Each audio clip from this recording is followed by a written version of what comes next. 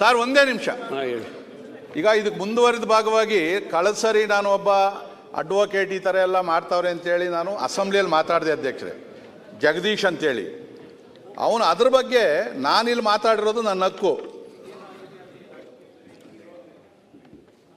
ಒಂದು ಹಕ್ಕು, ನಾನು ಅಸೆಂಬ್ಲಿಯಲ್ಲಿ ಮಾತಾಡಿದ್ದೀನಿ. ಅದಾದಮೇಲೆ ನೆಕ್ಸ್ಟ್ ಹೇಳ್ತಾನೆ, ಅಸೆಂಬ್ಲಿಯಲ್ಲಿ ಒಬ್ಬ ಅಯೋಗ್ಯ ಮಾತಾಡೋನೆ, ನಾನು ಮುಖ್ಯಮಂತ್ರಿ ಆಗೋದಕ್ಕೆ ಏನೇನು ಬೇಕೋ ಅಲ್ಲೆಲ್ಲ ಮಾಡಿ ನನ್ನ ಹೆಸರು ಅಲ್ಲೆಲ್ಲ ಓಡ್ತು, ಮುಂದೆ ಮುಖ್ಯಮಂತ್ರಿ ಆಗಿ ಬರೋದಕ್ಕೆ ಅವ್ನು ಮಾತಾಡೋನೆ ಅಂತೇಳಿ ಒಂದು ಮಾತಾಡೋನೆ.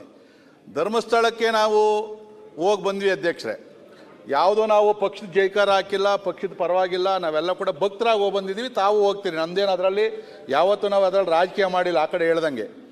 ಅದಾದಮೇಲೆ 100 ಕೋಟಿ ರೂಪಾಯಿ ಧರ್ಮಸ್ಥಳದ ವೀರೇಂದ್ರ ಹೆಗ್ಗಡೆ ಹತ್ರ ಬ್ಲ್ಯಾಕ್ ಮನಿ ಇಟ್ಟವನೆ ಅಂತೇಳಿ ಓಪನ್ ಆಗಿ ಹೇಳ್ದ. ಅದು ಹೋಗಲಿ, ನೆನ್ನೆ ಅಲ್ಲೆಲ್ಲೋ ಬ್ರಿಡ್ಜ್ ಮೇಲೆ ನಿಂತ್ಕೊಂಡು ಅಳಾಳ್ಸಂದ್ರದ್ದು ಯಾವುದೋ ಒಂದು ಜಾಗ ತೋರಿಸ್ಬಿಟ್ಟು, ಈ ಜಾಗ ಧರ್ಮಸ್ಥಳದವ್ರದ್ದು, ವೀರೇಂದ್ರ ಹೆಗ್ಗಡೆ ಅವ್ರ ಫ್ಯಾಮಿಲಿದು, ಇವನು ಡಿನೋಟಿಫಿಕೇಶನ್ ಮಾಡಿಬಿಟ್ಟು ಬೇರೆಯವ್ರಿಗೆ ಮಾರಿಸವನೆ ಅಂತೇಳಿ ಮಾಡೋನು. ದಿನ ಅದಾಗ್ತಾ ಇದೆ. ನನ್ನ ಹಕ್ಕುಗಳಿಗೆ ಚ್ಯುತಿ ತರ್ತಾವನೆ.